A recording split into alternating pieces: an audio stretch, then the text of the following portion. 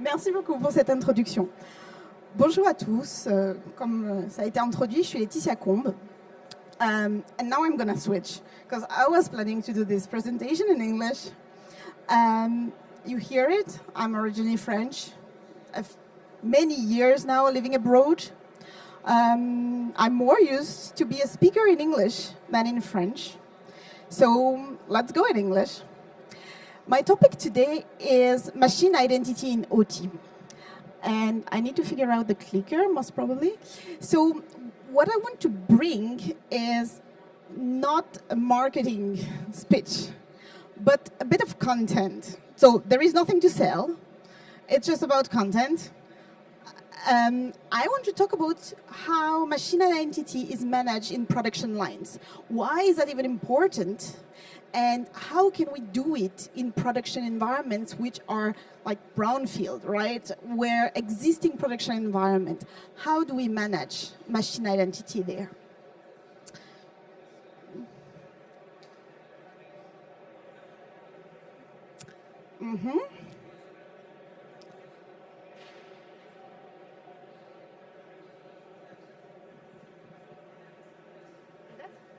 Allô. Okay. Merci. So when we talk about identities, of course we first talk about human identities. But in reality, and probably you've seen these numbers, they are many. Here I took numbers from last year from a report from CyberArk. They say 80 to 1 machine identity for one human identity overall. Of course, that includes robots, HMIs, PLCs, also AI, right? APIs interfaces. All of these, they are in our production lines today, but while they are being used, well, the cybersecurity behind was never managed, never making the steps, right? Today, when we work still in production, or until yesterday, let's say, the trust of a device in a production environment was because the device is within a zone, because the device has always been there, because it was installed years ago. When I ask some of my customers and say, well, if I replace this PLC overnight, will you notice it? Well, of course, no. If the device is doing the same job, if the robot is doing the same job, no one is going to notice a change in a production line today, because the trust is only based on zoning. Careful, I'm not saying network segmentation is not important, right? I'm only saying, well, does that make you happy, production lines, when you don't know if you replace a device one-to-one? Does that give trust?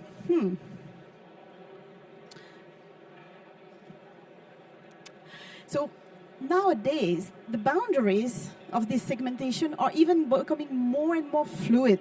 In the sense, our production devices are connected to the cloud, are connected between production lines.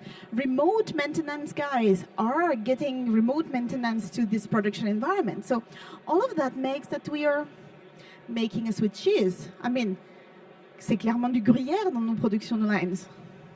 So how do we get this security maturity based on what we are already having implemented? And the question is, we need a different level of trust. We don't need trust based on zone. We need a new fundamental principle. And that is, for me, basically, you don't trust what you don't know. That said, well, there is a prerequisite to that. You need to know. You need to be able to identify, to give an identity to each device so you can trust them.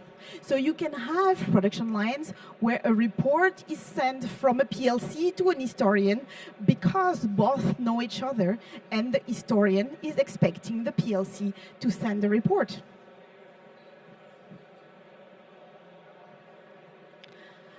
So, great. We are at that step where we say it makes sense to have machine identity to be able to identify everything. But the question is, how do we do that? How do we get that in practice, in real life?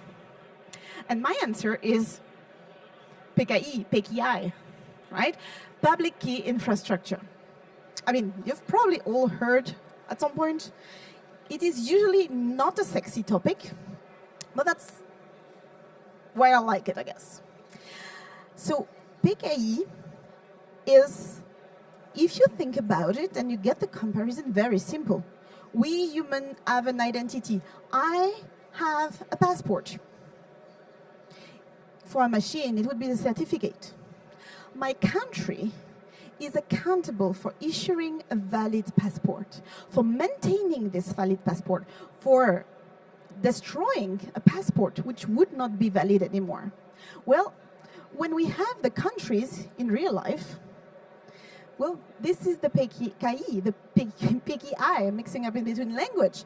It's a certificate authority. They are playing the role of the country.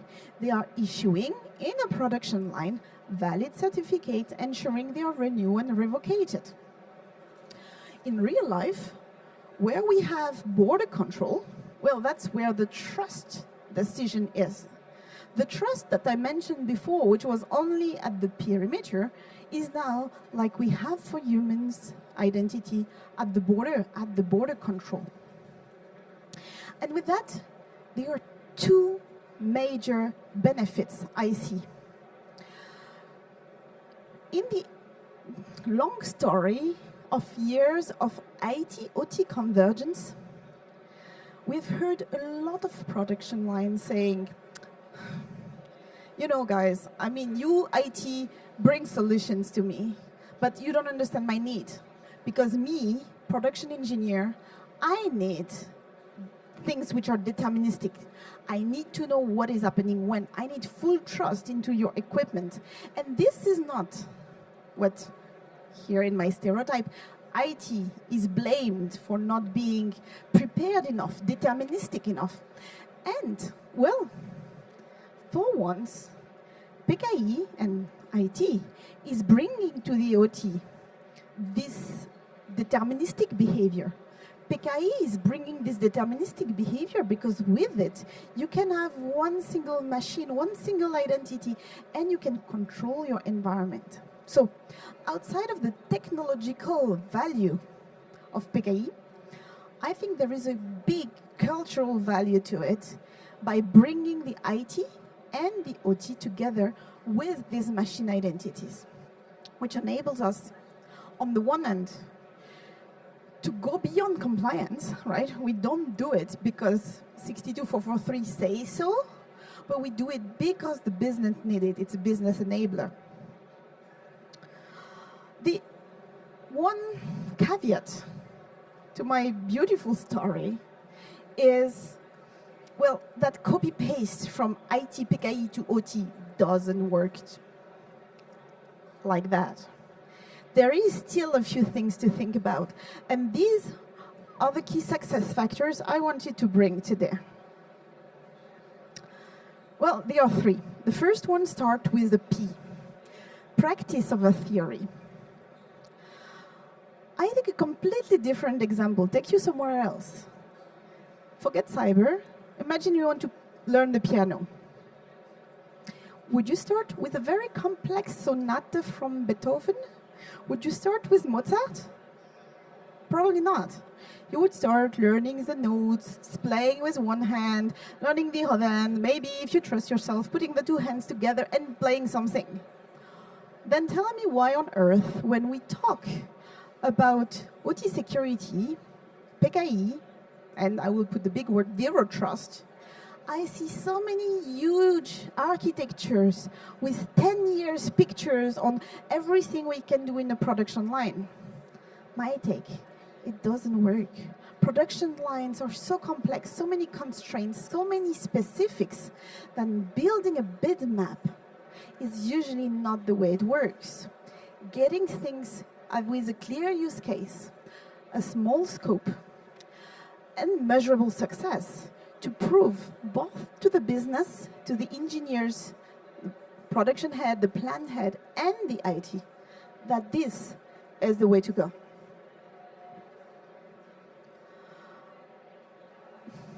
The second success factor will start with a K.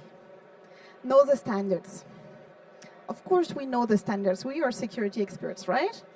But that's not what I want you to bring. In OT, we have many protocols, many vendors, many generation of devices.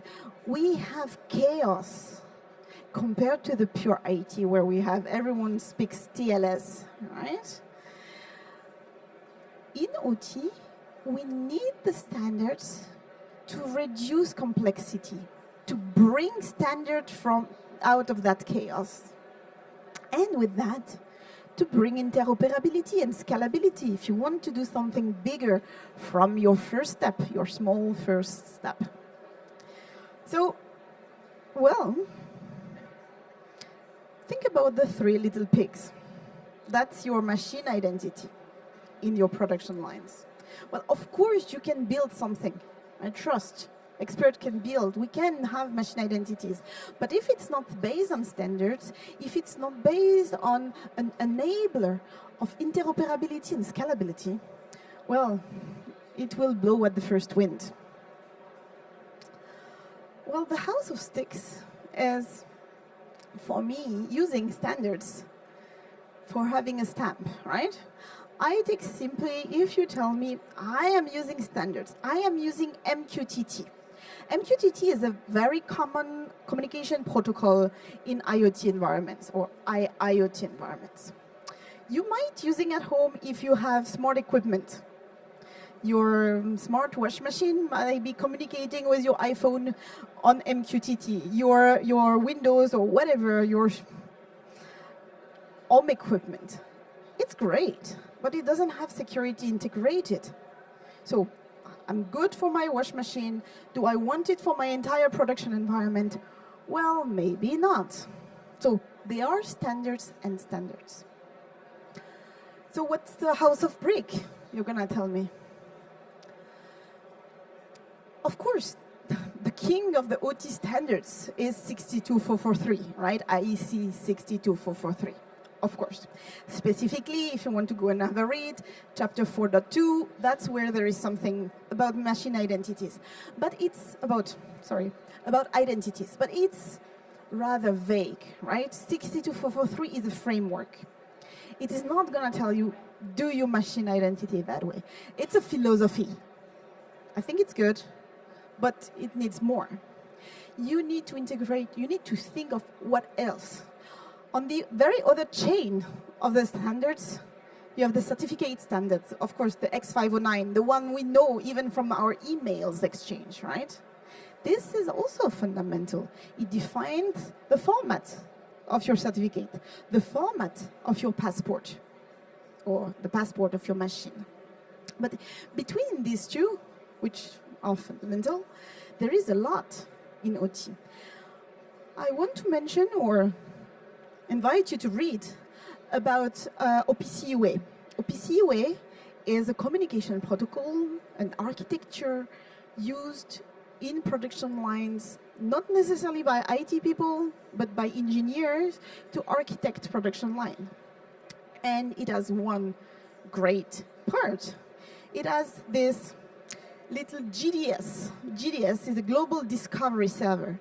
That means in the protocol, the way it is designed, trust has been thought. So there is a trust anchor that you can use to have this source of trust in your production environment to help you renew, issue, well, let's start with issue, renew your trust in the environment. So there are protocols which have made some steps ahead and think the way through to the security, bringing security in production. So OPC-UA is definitely a must-have or a must-look.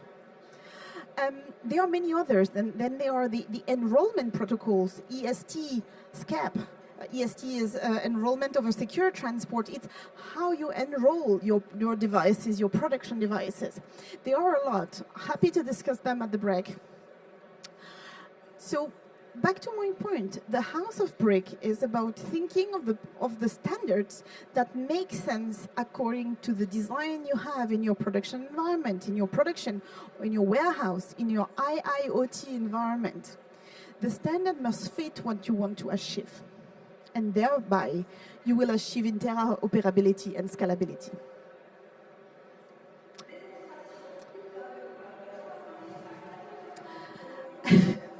So the last success factor, start with I. Well, not a surprise. Identity lifecycle automation. I mean, the stress is on automation, right? I mean, it's great to have a certificate, but it's all about maintaining it, right? The certificate management in OT cannot be manual. Imagine the number of devices. It is impossible to handle certificate manually. They are. I do have some customers who are still handling the certificates with Excel. No problem.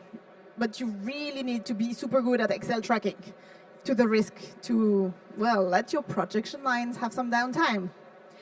Because that is the risk we are talking about. PKI is an enabler, but it can only be so if there is some automation and if this lifecycle management works. In IT, we have solutions for this lifecycle management. I mean, there are many vendors here of certificate lifecycle management, CLM. But the problem in OT is that all the standard solutions, they don't go to the very end device. You cannot manage in a standard way your end PLCs, robots. They are not in the big standards. There are ways. I have a customer who have been through scripting themselves. I happily deep dive on that part, also in questions. So important is to think how to automate. My message here is not going bluntly into PKI in production without thinking upfront of this automation part. So now, we have our 3 success factors. Wanted to give you a bit of taste how it looked like in real life. We are now in a production, in a lab environment, in a chemistry customer. They have lab guys working for years on their device and asking, can we get our device in the Wi-Fi? And the answer was always, nope. Too complex, too complicated. You're gonna screw our network segmentation. You're gonna undermine our security practices. Your devices stay offline, or at least not in the Wi-Fi. Until at some point, a group of guys, IT, OT, compliance, put their thoughts together and say, I mean, come on, that cannot be that difficult. Let's start. And they did. They started with the basic use cases. They identified their most critical asset, or not that much the most critical, but the enabler to the business. How can they help the business be more efficient? They identify these devices, they define what do they need. They need certificates, okay? They were in general working in a big 62443 framework. They use X509. They rebuilt, or they did a branch to their PKI hierarchy, and they defined policy CA with issuing CAs in order to handle the OT part, thinking of the future. So they designed without making it too complicated, and they went ahead. They started automating with Excel, and they elaborated that afterwards, scripting through, finding solutions, and they made it. Now, their entire lab is connected with the Wi-Fi, at least. And here I'm really talking about all the lab devices, which are very often a laptop with a robot connected in USB or of some sorts. Today, they accept all this Wi-Fi, which was the base, was getting the trust, bringing IT and OT together, getting this convergence, proving it works. They've done that, tick in the box. And now they are way forward, right? They have been architecturing entire production lines with machine identity, what they called factory CA, meaning having a CA for an entire factory. That means any device, whether it is a product or a producing device, is identifiable and is tracked with a separate identity. They started very small, but they have made this way, step by step. So, what I wanted to bring today, and I mentioned it briefly, is not that much on the machine identity, but how we get there. Because in my career, I've seen that, as I said, PKI is not sexy. And I think today, for OT, it is a powerful tool. So, what I would like you to take away of this session is PKI, so practice of a theory, know the standard, and identity lifecycle automation, and of course, then PKI as public key infrastructure. So, with that, I do hope that I brought a bit of clarity on that topic, and thank you very much, and I am happy to have your questions. Merci beaucoup. Est-ce qu'il y aurait des questions, any questions?